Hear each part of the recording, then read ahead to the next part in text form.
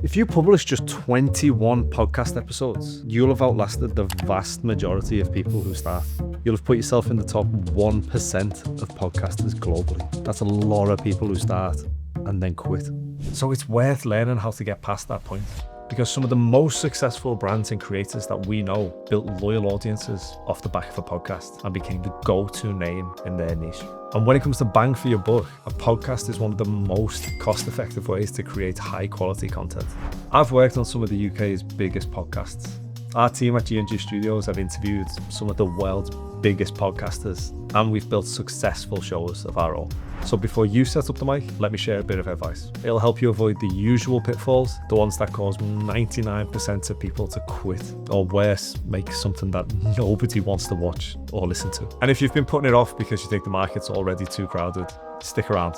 I've got something for you at the end. First things first, podcasting is not a shortcut to fame. Don't obsess over views. You don't need millions of views for this to work for you.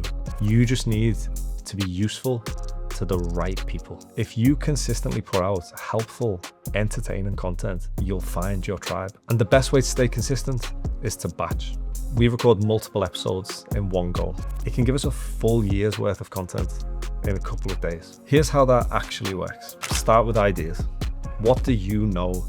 And what does your audience care about? You can just jot down a few bullet points or themes that you'd be happy talking through. You don't need a script, you just need something to spark a proper conversation. Once you've got those topics, it's time to think about guests. Who do you want in the room with you? Who brings something different to the table than what you bring? And when you reach out, don't just say, do you fancy being on my podcast? Like, tell them why you want them. Tell them what's in it for them. Tell them why it's gonna be a valuable conversation that's actually worth having. Then it's about planning the recording day. We aim to record 3 or 4 episodes in one session. It's efficient and it keeps the quality up. Make the content work harder.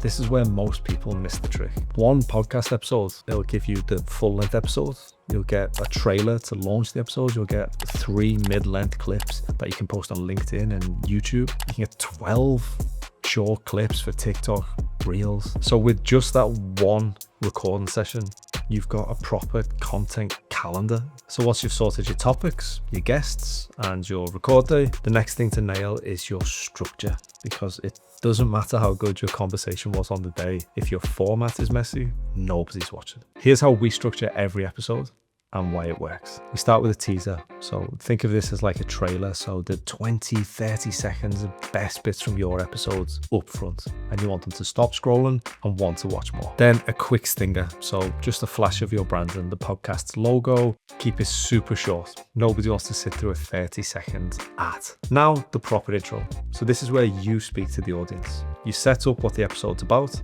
You tell them who your guest is, and you tell them why they should stick around and listen. One of the biggest mistakes that we see is a host being lazy and telling their guest, tell our audience who you are.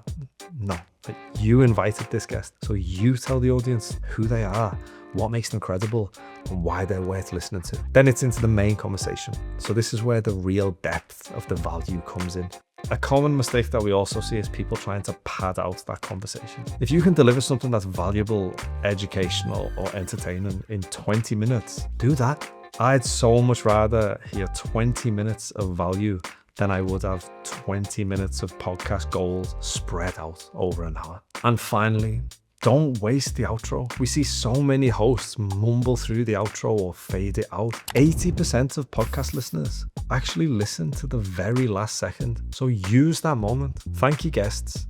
Recap the best bits and give the audience a clear next step. That structure keeps things moving forward. It respects your guest's time and it respects your audience's attention. Let's talk gear for a second. We're a video production studio. We own the best camera, lighting, and audio kit. We have a full crew and we have a studio to shoot in. If you do want things done properly, that is what we'd recommend. We help you focus on the actual content and you can leave us to worry about everything else. If you are self-producing, no worries. There's definitely a few simple things that you do need to get right. First, prioritize audio.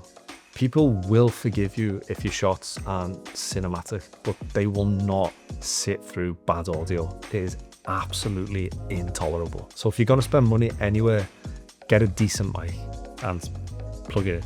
Now, it should go without saying, but record in a quiet, echo-free room.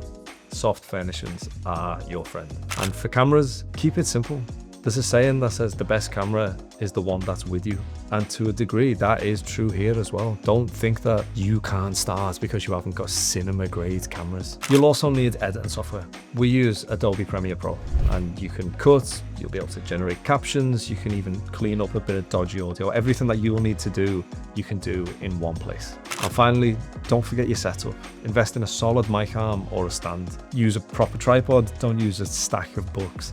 And check your lighting before you hit record. And always wear headphones if you're doing a remote interview. Those are the absolute basics. If all that sounds like a lot, then again, that's where the studio comes in. Every mistake that you and everyone who starts will make, we made them years ago. We've worked with the biggest podcasts and we've helped build the best podcasts. We can bring all of that knowledge to your first episode. And if you're still wondering whether it's too late to start, new shows are breaking through all of the time. In fact, the number of adults who listen to podcasts has doubled in the past 5 years, and it's not slowing down. That's even with most podcasters who start not making it past episode 7 and only 1% making it to 21 episodes. So if you show up with value, structure and consistency, you're already ahead of 99% of people who even try. Join the 1% of podcasters. And if you have been still putting it off, now is always the right time to start.